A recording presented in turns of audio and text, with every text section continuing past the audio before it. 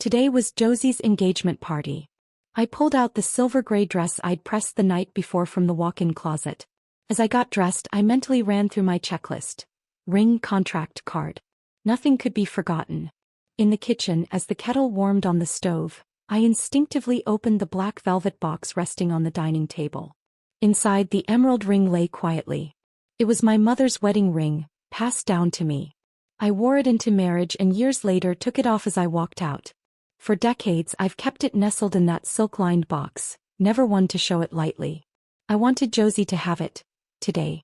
Alongside it I'd prepared the property documents. A 2-bedroom condo near the water in Santa Monica, the balcony offering a glimpse of the ocean.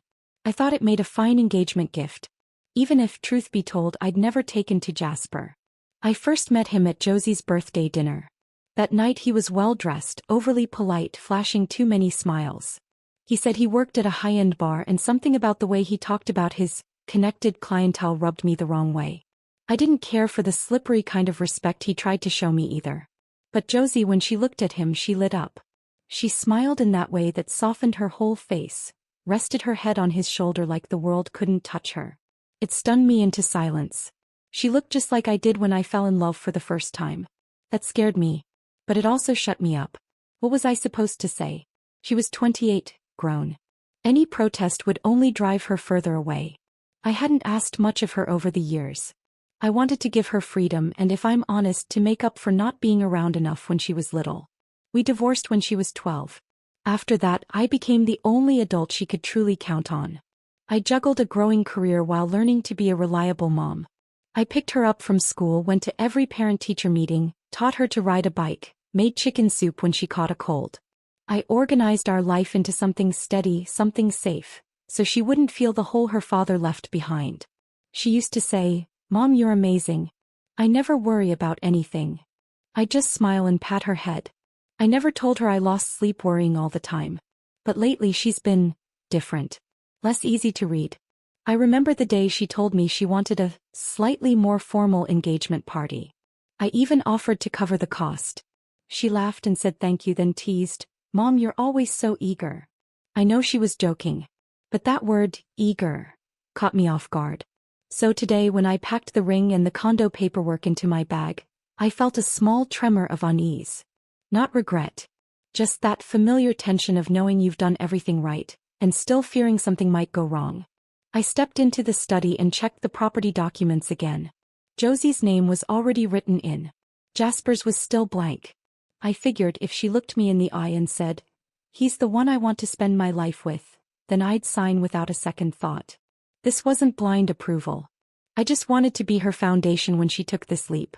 I finished getting dressed. Same silver gray gown, elegant but understated, nothing to pull attention from her, yet respectable enough for the occasion. I spritzed on a bit of perfume and looked at myself in the mirror. There were lines at the corners of my eyes now, but something gentler in the curve of my mouth. I picked up my purse. Inside was the ring, the contract, a handwritten card, and a small gift I'd picked out just for the two of them. The 3-inch heels by the door wobbled slightly when I stepped into them.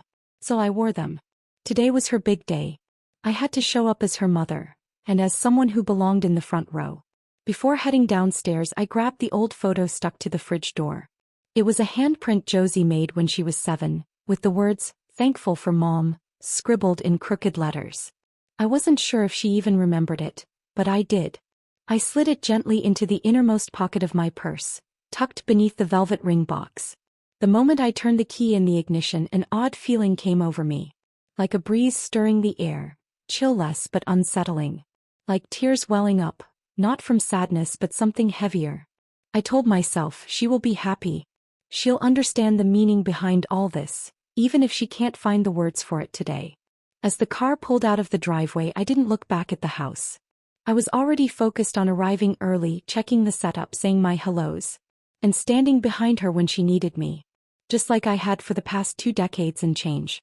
I arrived half an hour early. The venue was already being set up. From the parking lot, I could see a custom banner hung above the entrance. "Josie and Jasper forever begins today." Written in blush gold script that shimmered just enough to make my eyes squint. It was a rented space, the second floor of a wine club with a terrace. Lively, buzzing, already crowded. I stepped in with the small gift box in hand, instantly surrounded by the scent of roses and champagne. Josie stood at the center wearing a blush satin gown. Her hair was swept behind her ears in soft waves, her smile bright and effortless. Seeing her, my first thought was still, how beautiful. More striking than I ever was at her age. She had that modern kind of confidence, the kind that fills a room. I was about to walk up when she was swept into a circle of friends offering toasts, not noticing me. Jasper saw me first and made his way over from the bar. "Mary," he said, arms open like I was royalty. "You look incredible today." I gave him a polite smile. "Hello, Jasper." He reached for my bag, but his fingers paused when they brushed the gift box.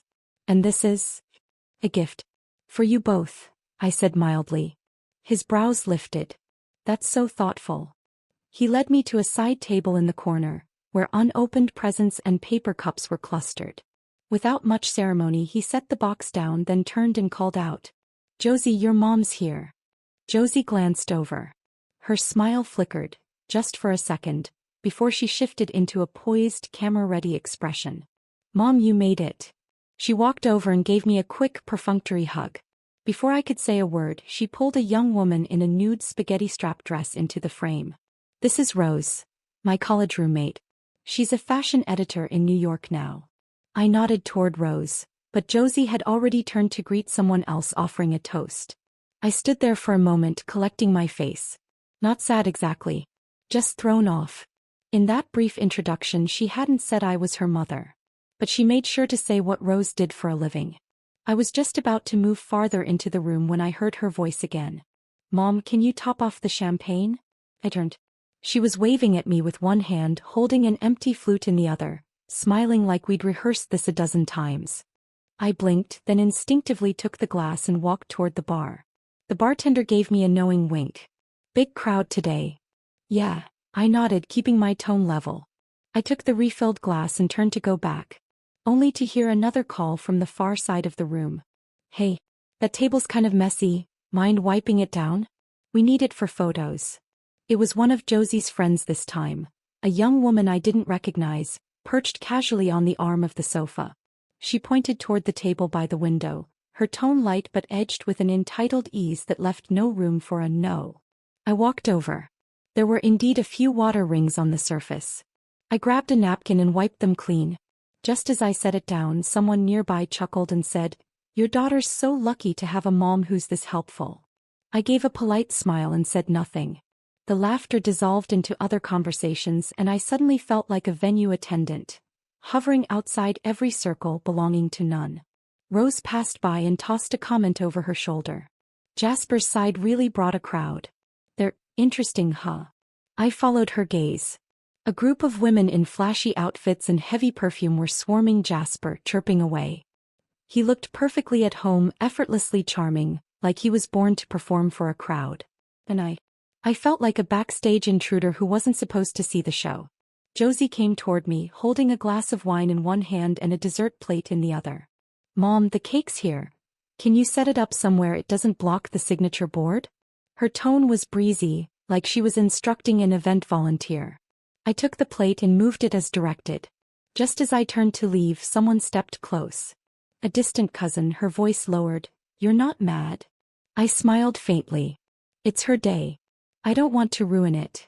She frowned, said nothing, and walked off to get a drink. I stayed there for a moment, resting my hand on the edge of the table, suddenly aware of how cold the tablecloth felt. Josie was laughing loudly nearby. The kind of laugh that felt too perfect, too rehearsed. I knew that laugh. It was the same one I wore when I worked PR. The everything's fine face for the crowd. And then I remembered. The heirloom ring was still in my purse. The property contract too. They were meant to be given to her tonight. But now I hesitated.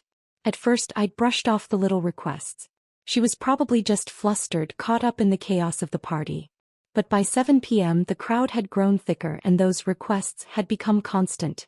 Careless, thoughtless, and increasingly transparent.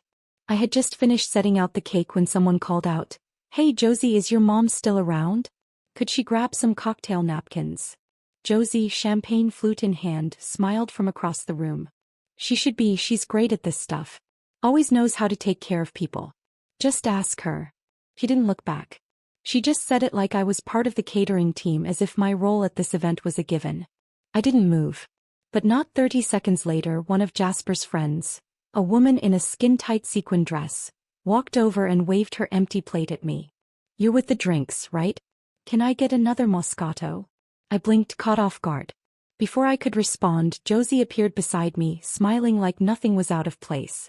She was holding a tray full of champagne glasses. "Mom," she said brightly, "these are for Jasper's friends.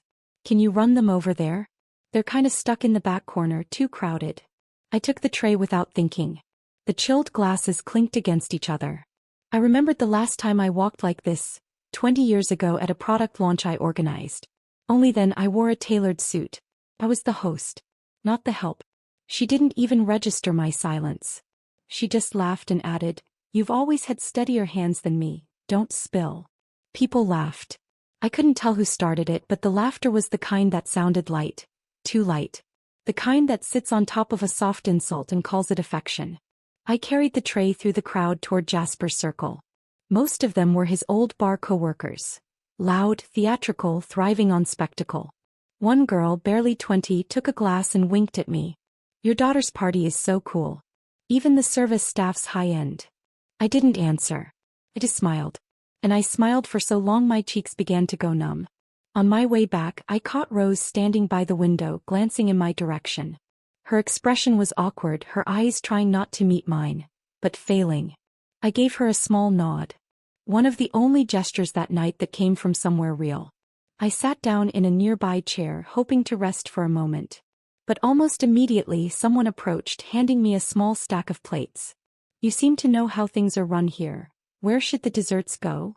The way she said, "You seem to know," was casual, like I'd been part of the catering team from the start. Before I could respond, a voice cut in. "That's enough." It was my distant cousin stepping out from a corner, looking straight at Josie. "She's her mother. Not the staff." Josie froze. Her smile stiffened, barely catching the pause. "Oh, come on," she laughed, looping her arm through the woman's like it was all a silly misunderstanding. "Don't be so serious. My mom loves helping out at these things. She's amazing at it. She used to plan all my birthday parties herself when I was a kid." She said it lightly, cheerfully. But her eyes never met mine. I felt my fingers tightening around the edge of my purse until my knuckles went white. I knew she didn't mean harm. But it was that unthinking ease, the way she deployed me like a reliable utility. Not a mother. Just a tool that happened to work well. I stood up and said softly, "I need some air." No one stopped me. No one followed. I stepped out onto the second-floor terrace, the wind lifting the hem of my dress. I opened my purse. The black velvet box sat quietly inside, untouched. I took the ring out and held it in my palm. It was cold. Like the night air, sharp enough to sober me. I thought of myself that morning. Choosing the right dress, triple-checking the documents, tucking in that card I'd handwritten. "Mom is proud of you." I had always believed that if I just acted warm enough, thoughtful enough, I could become the one person in her life worthy of deep respect. But right there in that moment I saw it clearly. Maybe to her I'd always just been the backup plan. The ever-reliable, always available plan B. I took a deep breath, slipped the ring back into its box and shoved it to the bottom of my purse.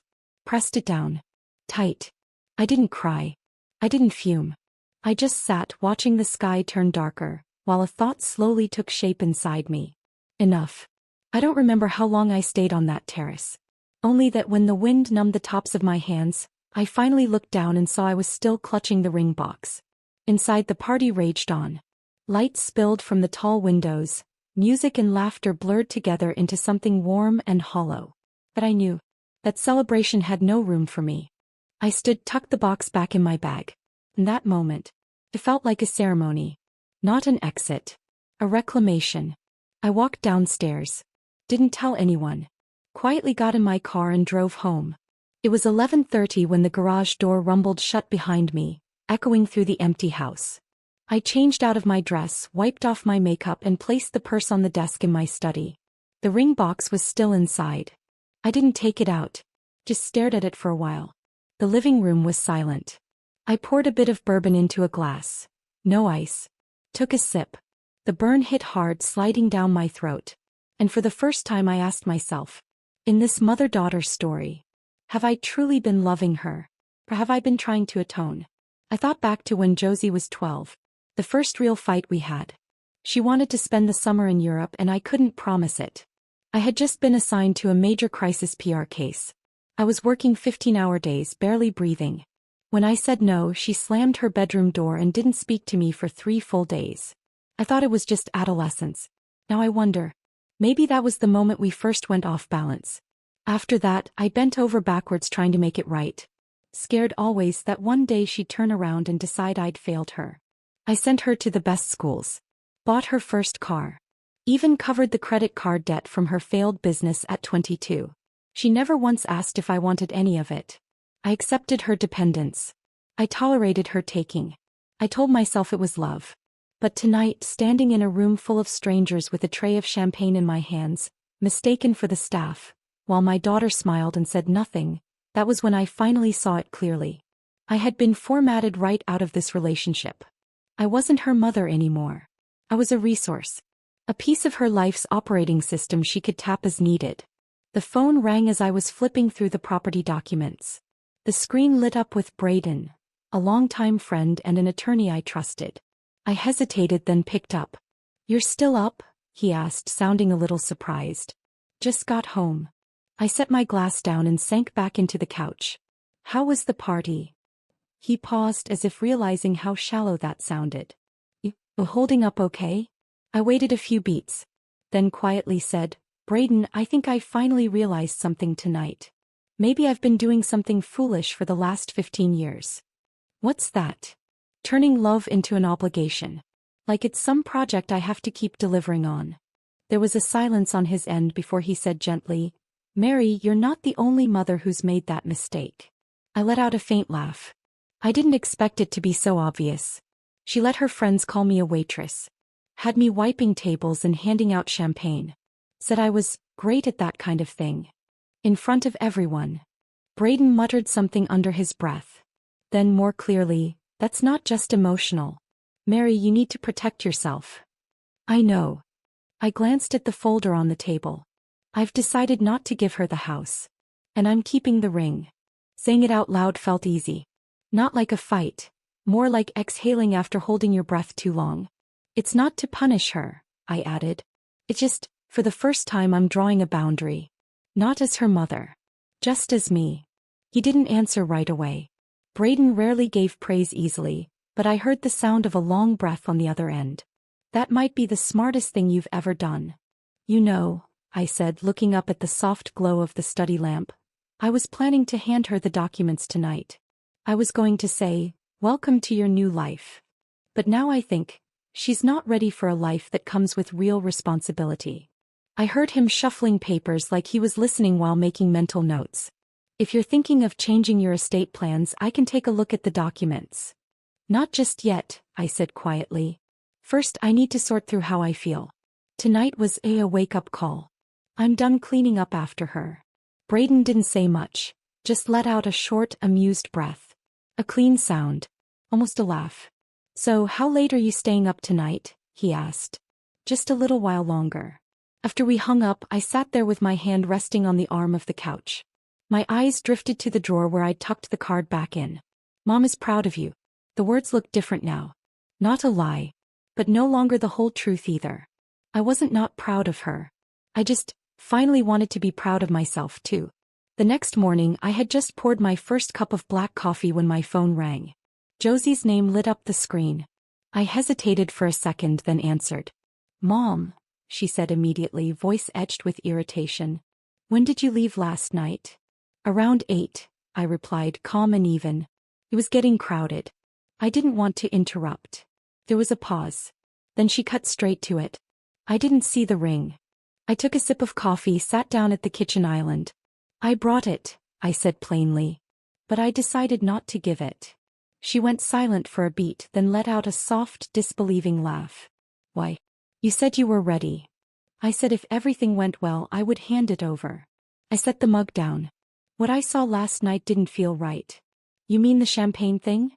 Her voice rose, defensive. "You know that was just chaos. I didn't mean anything by it. It wasn't just that, I said. It was how you treated me. All night. Her breathing quickened. Are you seriously holding that against me? Mom, I'm 28. What, do you want me to cling to you like a 10-year-old at my own party? I never asked you to cling, I said, tone steady. I asked for basic respect. She didn't respond right away. I knew that silence. She was picking her next words carefully. I didn't respond. Her question lingered in the air like a challenge, but I stayed still, my silence louder than any words. Josie scoffed, almost incredulous. So this is punishment, isn't it? You had everything ready, the house, the ring, and now you say nothing. It's not punishment, I said, my tone even sharper than hers. It's a boundary. I looked her straight in the eye. I've spent too many years forgetting where I end and you begin. She let out a bitter laugh. So now you're going through some self-discovery phase? You do realize Jasper and I already talked to the realtor, right? We were just waiting for you to say yes. I know. My voice wasn't loud, but it cut clean. I won't be saying yes anymore. Her composure cracked. You promised me. You said I could have the ring. You said it. And I said that only if it still felt right. The silence on the other end was sudden and heavy. Then she said coldly, then maybe it's time we redefine what we are to each other. Maybe we should have done that a long time ago, I replied. She hung up. I didn't put the phone down right away. I just stared at the black screen. My hand didn't tremble. My pulse didn't race. If anything, a strange calm was rising, quiet and certain. 10 minutes later, a new text came in. Josie, Jasper wants to talk. We'll come by at 7. I didn't answer. At 7:05, the doorbell rang. I was already seated on the living room sofa. There were 3 empty glasses on the coffee table. No tea, no pretense. Tonight I wasn't offering comfort. The door opened. Josie stepped in first, her smile even stiffer than the night before. Like nothing had happened that morning. Hi, Mom, she said, placing her purse down. Jasper has something he'd like to ask. Jasper followed, every bit the polished professional. Tailored suit, polished shoes, slicked back hair. He sat down, folded his hands over his knees, wearing that "we're here to discuss important matters" face that almost made me laugh. Mary, he began, voice low and serious, eyes trying too hard to look sincere. We understand you were upset last night. Really, we do. But we hope you'll think about this from a long-term perspective. I stared at him, expression blank. He went on, about the house. We've already spoken to an agent, even lined up a contractor for the remodel. If you pull out now, it puts us in a very difficult position. Josie chimed in, her tone sharper. You know the market's rising. We were counting on closing this month. I finally spoke. You don't have a house problem. You have an entitlement problem. You both walked in assuming the house was already yours. Like I was just the ATM to get it all moving. Josie's eyes narrowed. You've always said you just wanted me to be happy. Well, I am happy now. I've found someone I want to build a life with. And just when it matters most, you back out. Do you know we already told the agent you'd cover the down payment? Her voice tightened. You're pulling out over a few jokes? You're really doing this? I answered quietly, it's not about the jokes. Her face darkened. She laughed, sharp and humorless. So that's your definition of respect? You want me to stand in front of everyone and announce, oops, my mom changed her mind? Jasper jumped in. This wasn't us asking for something new. We were just following the plan you laid out. The plan, I said, was made when I still felt like I was being treated like your mother. Not your asset manager. I turned to Josie. She gave me a look full of contempt. Respect? You think you respected me growing up? You were always working, late nights, never home. When it stormed and the power went out, I'd be under the covers scared out of my mind. Where were you then? Her voice rose with every word. And now what? You've discovered boundaries? You think it makes you some hero? You really believe holding back gifts is going to teach me some profound lesson? Then came the explosion. You always wave that "I'm your mother" card around like it's worth something. Well, guess what? It's not. I inhaled slowly, holding down the ache in my chest. I'm not asking for an apology. I'm simply choosing to stop supporting someone who uses my love to diminish me. She slapped her palm against the armrest. Great. So what, you want to see what happens now? Where are we supposed to live? And what? Are you taking the ring back too? I said nothing. Josie let out a laugh through clenched teeth. Don't you think this is cruel? You're pulling everything just because I didn't perform some public version of being the perfect daughter. Jasper glanced at me, his tone calmer than hers, but colder, more calculating. Mary, this isn't a threat. But you have to understand. Everything from the wedding timeline to the mortgage arrangements is already in motion. If you back out now, it creates a lot of pressure for everyone involved. He leaned forward slightly. Are you sure you want to be the one who ruined everything? I stood up. My voice was soft, but every word landed with weight.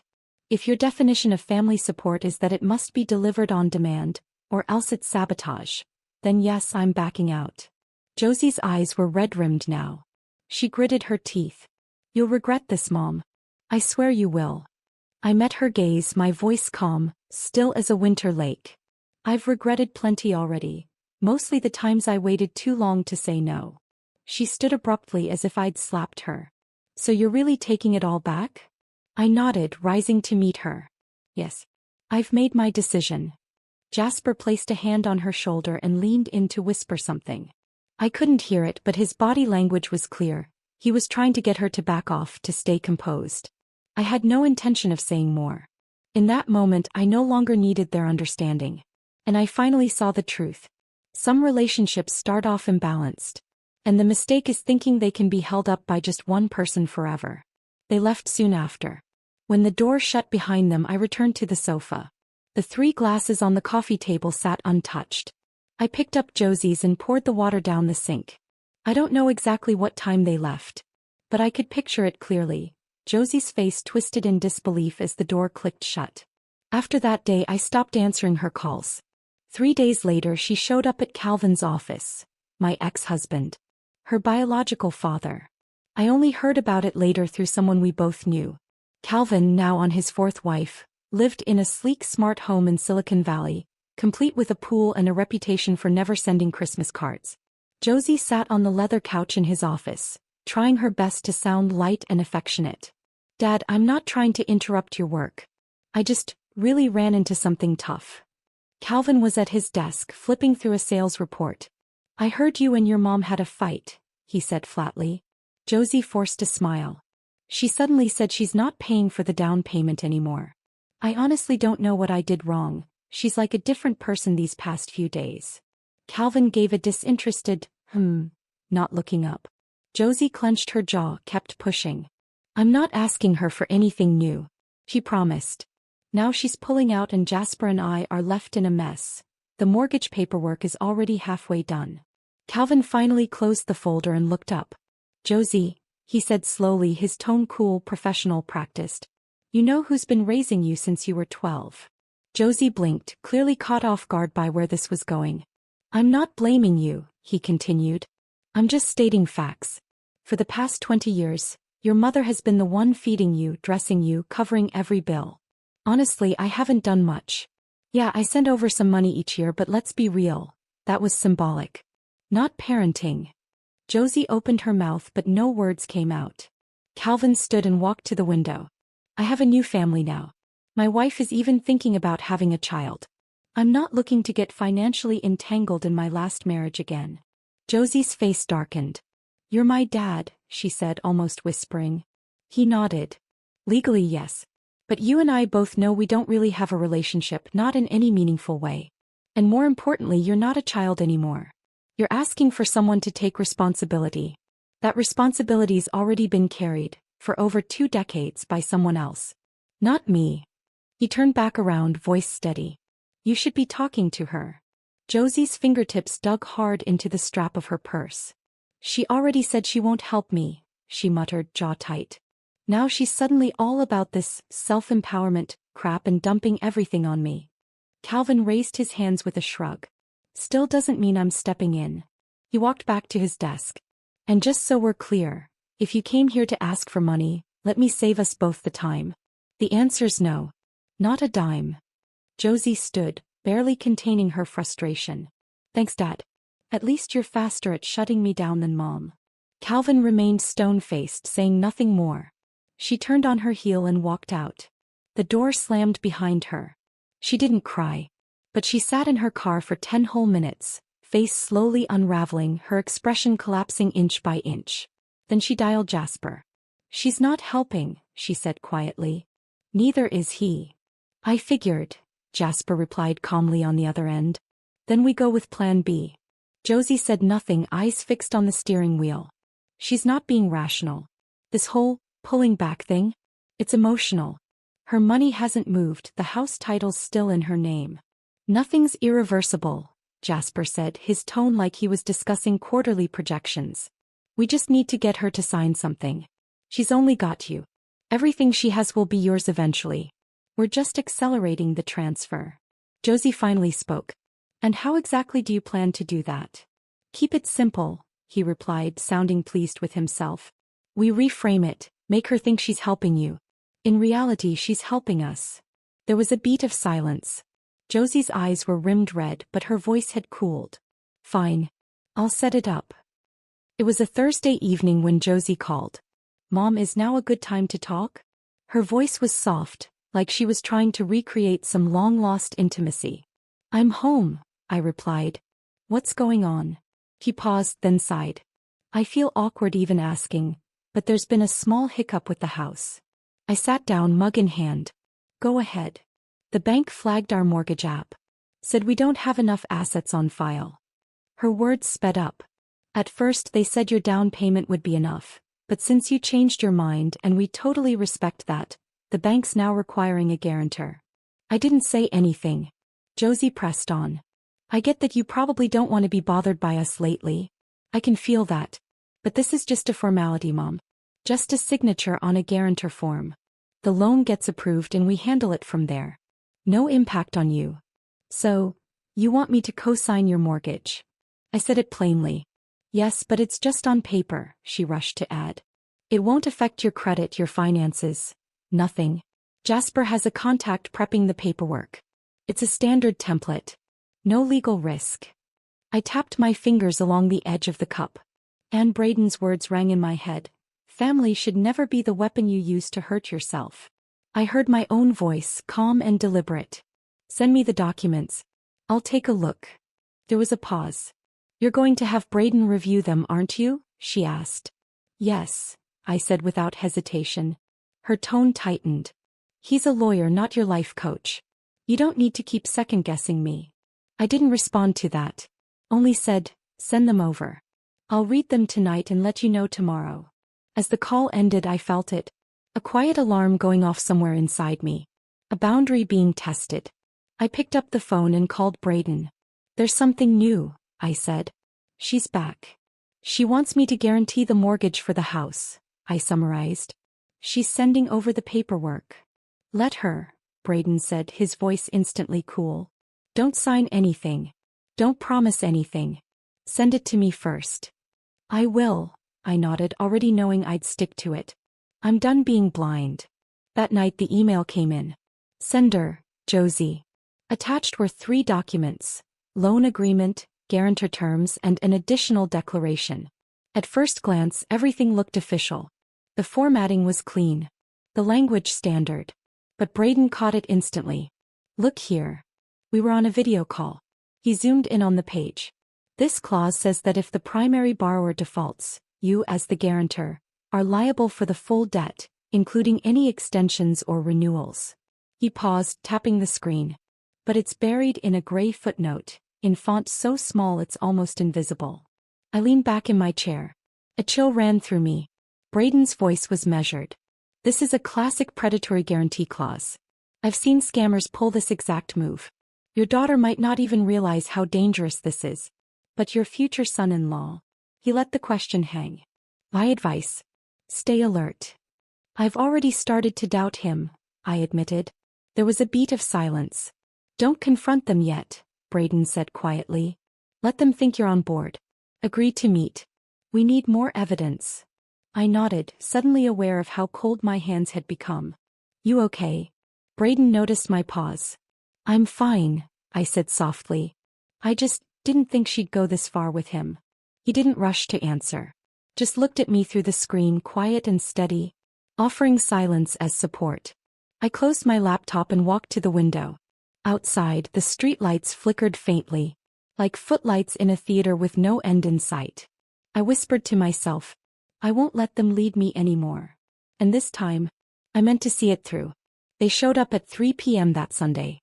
Josie had texted earlier. We're bringing some dessert. Jasper wants to talk properly. I replied simply, okay. When I opened the door, the sun was hitting the entryway tiles just right. They came in one after the other. Josie held a box of lemon tarts and wore a smile stretched too tight. We got them from your favorite bakery, she said, handing the box over. A little thank you for meeting with us. I took the box with a nod. Take a seat. I had dressed deliberately for this moment. A soft blue lounge dress, one I rarely wore. The sleeves fell long enough to hide the tiny recorder in my palm. We know things have been tense lately, Jasper began, his voice like a perfectly tuned podcast host. Calm, rehearsed, agreeable. So we're not here to argue. Just to talk. I'm happy to talk, I replied evenly. Go ahead. Josie sat beside him, hand resting on his knee. A practiced pose. First, Jasper said, pulling out a printed document. We've simplified the guarantee terms. This version names you as a temporary credit guarantor and includes an automatic exit clause within 3 years. No long-term financial ties. I took the papers but didn't open them immediately. Instead, I sipped my tea. You've put a lot of work into this, I said. How did it get so professional all of a sudden? Josie jumped in. Jasper talked to his cousin, he works in lending. They have templates for this sort of thing. Legal channels? I asked. Absolutely, Jasper replied smoothly. You're welcome to verify it. I nodded, flipped to the second page. You know I have a lawyer friend, right? Braden, yes, Josie said, smiling too wide. I've always thought he had a little crush on you. I didn't respond. I'll have him review this, I said. Jasper nodded without flinching. Of course, transparency is key. We've got nothing to hide. Josie leaned in slightly. This isn't just for us, it's about our future. You always said you wanted me to have a stable home. And now it's right in front of us. I closed the file. Are you sure this is what you really want? Josie hesitated. What do you mean? Just asking, I said lightly. Do you think I'm being paranoid? Her mouth opened. But she said nothing. I reached into my bag, pulled out a pen and tapped it gently against the cover of the document. You know, I said, voice soft but deliberate, in all my years I didn't write the most PR pitches or ad copy, I wrote contract reviews. I looked up at them, my expression calm. I've seen the prettiest words hide the ugliest intentions. Jasper smiled, still composed. Well, you won't find any of those intentions in our file. I hope not, I replied, sliding the papers into a folder. I'll have Braden go through it tonight. If everything checks out, I'll sign. Josie exhaled slowly, like she'd been holding her breath. They didn't linger. By just after 4 they were on their way out. I walked them to the door. Josie looked back at me once, her expression layered. Part relief, part watchfulness. When the door closed, I set the folder on the coffee table and picked up my phone. The red dot blinked on the screen. Recording, still running. I saved the file and forwarded it to Braden. Less than a minute later, his reply arrived. This version's more sophisticated. They removed some of the risk language, but hid a critical declaration page in the appendices. You did great. I leaned back into the sofa and closed my eyes. The recording, the verbal promises, the documents, their insistence. All of it was now part of a chain. Not just legal evidence, but proof of how far they were willing to go. Sunlight crept through the curtains, resting quietly on my fingers. These were the same hands that had cooked for her, written tuition checks, signed every card. No. They had just documented her choices. With unwavering clarity. I didn't cry. I didn't feel anger. What I felt was a level of awareness I'd never known before. The next morning, Braden texted. We need to meet in person. That afternoon we sat down together. He didn't say much. He simply handed me a printed summary, several key clauses marked in red. I didn't have many questions. He'd already seen what I needed to see. The rest I had to confront myself. Josie called soon after. Her voice carried more urgency this time. Mom, did you go through the papers? Are you ready to sign? We're out of time. I said only, come by tomorrow. 3 o'clock. We'll talk in person. She hesitated. Then, fine. At exactly 3 the next afternoon, the doorbell rang. Josie and Jasper walked in. No desserts this time. No friendly masks. Josie hadn't even bothered with full makeup, just a few hasty strokes near her eyes. She looked like someone who hadn't slept. They sat down on the couch. I placed Braden's marked-up document in the center of the coffee table. I've read it, I said. Josie's expression twitched. She tried to hold her composure. So, when do you plan to sign? I looked at her straight and steady. I'm not signing. Her face fell instantly. Jasper raised an eyebrow, leaning back in his seat. Mary, I don't understand. We had this all worked out. This is just a formal guarantee. Then why the buried clauses? I interrupted, my tone even. Why the financial access language hidden in the fine print? My words dropped one by one, solid and final. Josie opened her mouth, but I raised a hand. You know what's in that file, Josie. Better than I do. She faltered, then quickly shifted into a wounded tone. You don't trust me, Mom? I said nothing. Her voice sharpened. You're saying I lied to you? That asking my mother for help is the same as manipulating her? I met her eyes. Measured calm. If you knew that signing this could put all my assets at risk, then yes, that's exactly what it is. Josie shot up from the couch. Her eyes shimmered. You have no idea what you're doing. You're destroying what little trust we have left. Jasper finally spoke, his voice still pretending to be calm. I think this conversation has reached its end. If you don't want to cooperate, fine. But don't treat us like criminals. I slowly opened a drawer and pulled out a printed transcript and a small voice recorder. This is a complete recording and transcription of everything you said during your last visit, I said, placing them on the table. Braden has already filed a record. Josie's eyes locked on the recorder. Her lips began to tremble. You recorded us? She asked, her voice tightening. You recorded me? Of course, I said, steady as stone. You came into my home with a contract trap. Did you really think I'd just sign like I used to and stay quiet? Josie looked down, biting her lip. Her fingernails dug into the flesh of her palm. Jasper stood up, finally showing his irritation. Is this supposed to be a threat? No, I said, standing with him, my posture unwavering. This is me protecting myself. I looked down at them both. You can go now. Next time we'll meet in a lawyer's office. Josie practically shouted, You're really just giving up on me like this? You think I'd hurt you? What, am I your dog now? Just something you fed and raised and now want to put down. I inhaled deeply, keeping my tone calm. You're not a dog. You're my daughter. But you're also an adult. And adults are responsible for their choices. Her eyes glistened. Her lips trembled again, but this time she said nothing. She turned and walked out so quickly it looked like she was running from something. Jasper didn't follow immediately. He stood at the door, jaw tight. Then he said coldly, We have legal counsel too. Are you really ready to drag this to court? I met his stare. I'm ready. The door closed. Silence filled the house. I sat back down on the couch and took a deep breath. I wasn't waiting for apologies anymore. I wasn't trying to end this gracefully. I was drawing a line. For the first time in my life, a line that wasn't about her, but about me. Sometimes the thing you have to let go of isn't the child. It's the version of yourself that keeps forgiving them. I sat in Braden's office as he sorted the documents into a thick legal file. The tea I'd brought him had long gone cold. His screen was still open, the audio file from my conversation with Josie paused at 27 minutes and 12 seconds. This part is key, Braden said, removing his glasses and tapping the transcript with his pen. She admits the document was meant for your signature, and when you raised concerns she tried to override you by invoking family trust. That shows intent to defraud.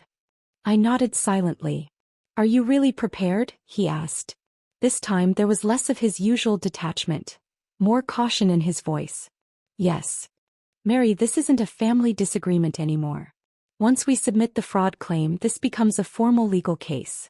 Your daughter will be named as one of the defendants. I looked up and answered evenly. Do you think she holds no responsibility? He paused, then shook his head. She absolutely does. But I want you to understand, this won't stay private. Then let it be public. He nodded, sealing the envelope with the preliminary notice of fraudulent intent. I'll send this to the DA's office tonight. They'll notify the opposing counsel tomorrow. Within 3 days they'll have to respond, either accept pretrial mediation or prepare to defend in court. I closed my eyes for a moment. Thank you, Braden. He slid his glasses back on, tone reverting to the clipped professionalism I knew. Don't thank me. They forced your hand. Rain had started falling by the time I drove home. I didn't rush inside. I stayed in the car just watching the raindrops trail down the windshield. My phone lit up. From Josie. Subject: we need to talk before you do something stupid. The message read: I don't know what you think you're doing, but if you believe you can control me like this, you're wrong. I looked at it, then tapped delete. A second email arrived moments later. This one was different. Contradictory. Mom, please. Can we just talk once more? I don't want things to end like this. I didn't respond. That night, for the first time in years, I slept a full 7 hours. The next morning, Braden called. We received a response from opposing counsel. Jasper's retained a civil contract firm. Josie hasn't filed a power of attorney yet. Avoiding it? I asked. Or she's starting to realize just how badly her fiancé has played her. I nodded slowly. When do we begin the first round of submissions?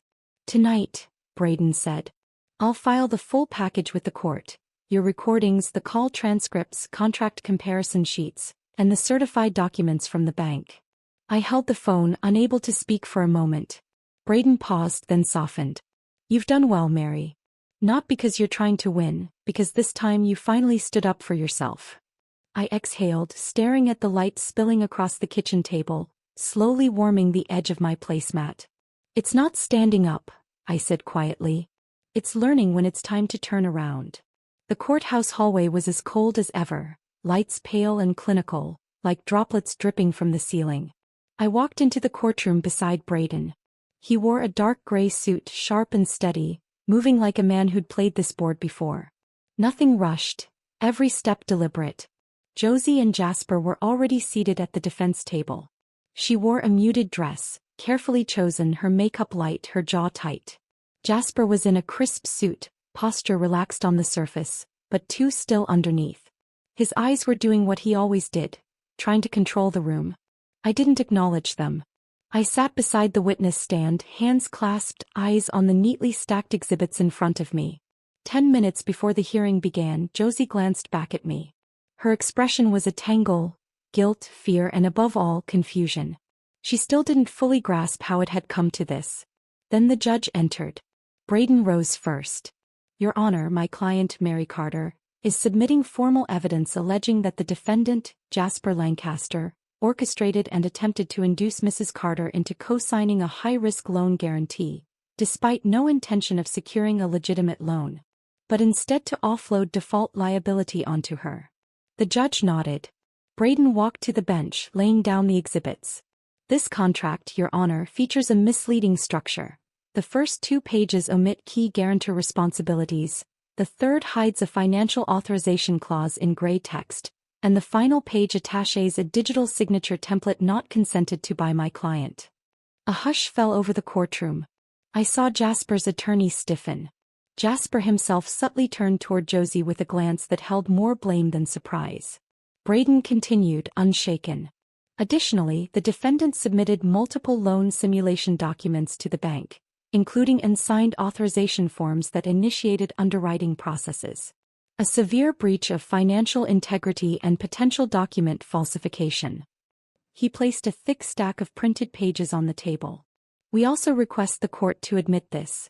An audio recording from a meeting at Mrs. Carter's residence. The room filled with my own voice. Josie, just sign it for me, Mom. It's nothing. Jasper, don't overread it. It's just paperwork. That last line, don't overread it, echoed through the courtroom like a hammer strike. The judge turned to Jasper. Mr. Lancaster, were you aware of and did you instruct the preparation of this document? Jasper opened his mouth, but his lawyer immediately stood, pressing a hand to his shoulder. Your Honor, we request a brief 5-minute recess. The judge nodded. When court resumed 5 minutes later, Jasper looked pale. His gaze had lost all pretense. His lawyer stood and addressed the bench. We are requesting to enter into plea negotiations. Mr. Lancaster is prepared to cooperate with the investigation. Braden stood. We accept the premise of negotiation, Your Honor. However, we ask the court to make clear, this was not a misunderstanding. This was a premeditated, repeated pattern of fraud. We will be presenting additional evidence, showing Mr. Lancaster engaged in similar financial manipulations in at least 2 previous relationships, where he attempted to use his partner's identities to apply for personal loans. The words landed like a blow. Josie turned ghost pale. Her lips parted slightly, but no sound came out. She sat there, eyes fixed on her lap, fingers clutching the edge of her dress. Not once did she look at Jasper again. Braden's voice softened. As for Josie Lancaster, he said, while she did participate in presenting the documents, the recordings and emails show she was not fully aware of the contract's legal implications. Many key decisions were initiated and driven by Mr. Lancaster. Her degree of responsibility should be assessed with caution. The judge nodded silently. I looked at Josie. She finally raised her head, her eyes no longer sharp with defiance, but lost like someone waking from a long, self-authored dream. And in that moment I felt no victory. What I felt was a sudden, painful clarity. Some mistakes are born from human blindness. But some wounds, they come from conscious choices, and no amount of awakening can undo them. 3 weeks after the hearing, the official court ruling arrived. Jasper was found guilty on 3 counts. Attempted financial fraud, falsification of documents, and intent to unlawfully transfer property. He was sentenced to 4 years in prison. No probation. Josie was designated a secondary participant. She was fined, ordered to complete 12 months of financial counseling, and signed a formal statement relinquishing any claims to the property. I sat at the dining table, the judgment papers in my hand. The sun was catching the woven edge of the placemat beside me.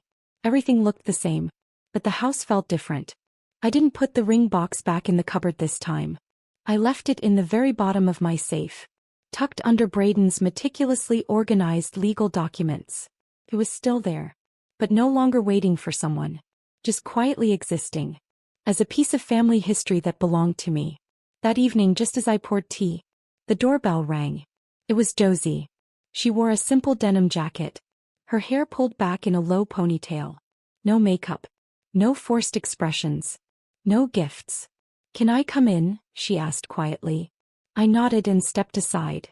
We sat on opposite ends of the living room couch, a blank coffee table between us. She was silent for a long time, then finally said, "I'm not here to argue. I know. I'm not here to ask for anything either." Her voice cracked. I need to know. Do you still love me?" I looked into her eyes. Those same eyes that once stared up at me while drawing rainbows on the back of my hand. Now filled with pain, confusion, and something else. A flicker of shame. "I will always love you, Josie," I said. "But I won't keep cleaning up after you. That's not love." She bit her lip, eyes watering. "When you shut me out like that, I thought you were cutting me off for good." "I wasn't cutting you off," I said gently. "I was handing you back to yourself. Not as a child to protect, but as a woman who needs to stand on her own." She dropped her gaze, fingers rubbing at the denim on her knee. "I get confused sometimes," she admitted, voice barely above a whisper. "You used to never say no to me. I thought that's just what you do. Jasper, he was so persuasive. He kept saying, 'Your mom won't fight you on this.' And I believed him. I didn't excuse her. I didn't scold her. I just sat and let her speak. 'I know I hurt you,' she finally said. 'I'm sorry, Mom. Really, truly sorry.'" Her tears fell, not wild or explosive, but quiet like a tide finally receding. I stood, moved to her side, and gently held her hand. "You're not a bad person," I said. "But you do have to learn the difference between love and taking." She nodded slowly, then hesitantly. Would you ever consider giving me the ring again?" I paused, then said, "It's still here, but it'll wait until you're ready to carry what it means." That made her cry harder. Not out of guilt, but release. Like she'd set down a weight she didn't even know she'd been carrying. She didn't stay long, just sat with me like a daughter. Had some tea, then left. As the door closed behind her, I felt no ache, only lightness. Before she left, she'd whispered, "The engagement's off." I told him it's over. And for the first time in decades, I felt free. Not from her, but from the version of myself who only lived for her. A few months later, I joined Braden's community legal group, helping seniors understand their financial rights. I didn't talk about emotion. I talked about structure, boundaries, safety. I also started volunteering twice a week at the downtown library, helping catalog loans, restocking shelves. Life didn't change with fireworks. It just got quieter. And more mine. One day I got a postcard in the mail. From Josie. It was a photo taken during a financial literacy seminar. On the back in her handwriting it said, "I'm learning. If you're still watching, I want you to know." I slipped the card into a novel I'd never finished. I don't know if she'll become the woman I always hoped she'd be. But I do know this. I'm no longer the mother who waits, who begs, who erases herself for love. I walked into my bedroom, unlocked the safe, and took out the ring box. It was still there. I smiled and closed it gently. Some things aren't meant to be given away. Just because you love someone, they should be kept. Until you love yourself enough to choose whether or not to give them at all.